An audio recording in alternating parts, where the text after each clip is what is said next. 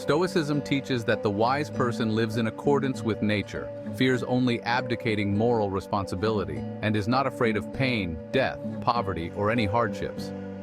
The Stoic fears only letting themselves down and not being a complete human being.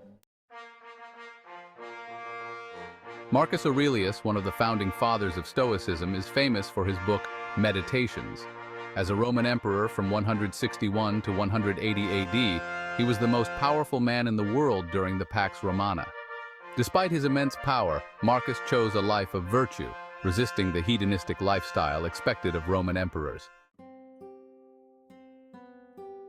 Marcus Aurelius had limitless power and wealth, but he chose to be a good man every day for 19 years. Imagine facing endless temptation and consistently choosing virtue not for praise, but for the sake of being good. This is truly impressive. Meditations was Marcus Aurelius's personal journal, never intended for anyone else to read. It reveals his deepest thoughts and beliefs, providing a powerful glimpse into his character. The book has no real structure and is divided into 12 parts over about 150 pages. Despite its off-the-cuff nature, Meditations remains one of the most poignant books ever written. Marcus believed in living in accordance with nature. Just as trees grow and animals evolve to fulfill their potential, Marcus believed humans should strive to be the kindest, most virtuous versions of themselves. He saw unfulfilled potential as the darkest place a person could sink to. Marcus Aurelius dealt with many challenges and people. He believed that evil or ignorant people were part of the universe. Asking the world to exist without bad people was like asking a vine to exist without thorns. He taught himself not to judge others, recognizing his own faults and understanding that he might not always comprehend others' actions.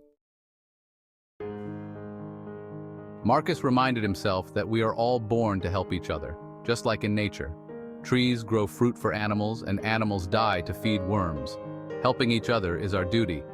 The only true failure is abdicating this responsibility. Adversity is part of life.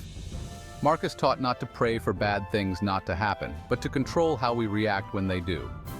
He believed in facing challenges with bravery and seeing them as opportunities to persist and rise above. Despite his wealth, Marcus was cautious about his relationship with material possessions. He valued what he had, but reminded himself not to become despondent if they disappeared. Possessions don't improve character or virtue. They are nice, but not essential. Marcus often reflected on death, viewing it as a natural part of life. Death is inevitable and outside our control, so we shouldn't waste time fearing it. Instead, we should live virtuously, help others, and accept death as part of our role in nature. Marcus Aurelius was a key figure in Stoicism, which covers logic, ethics, and more. At its core is the distinction between pleasure and happiness.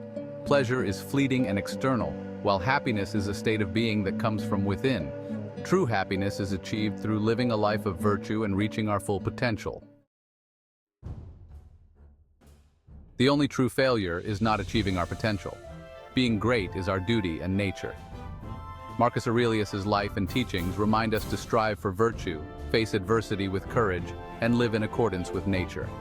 This is the path to true happiness.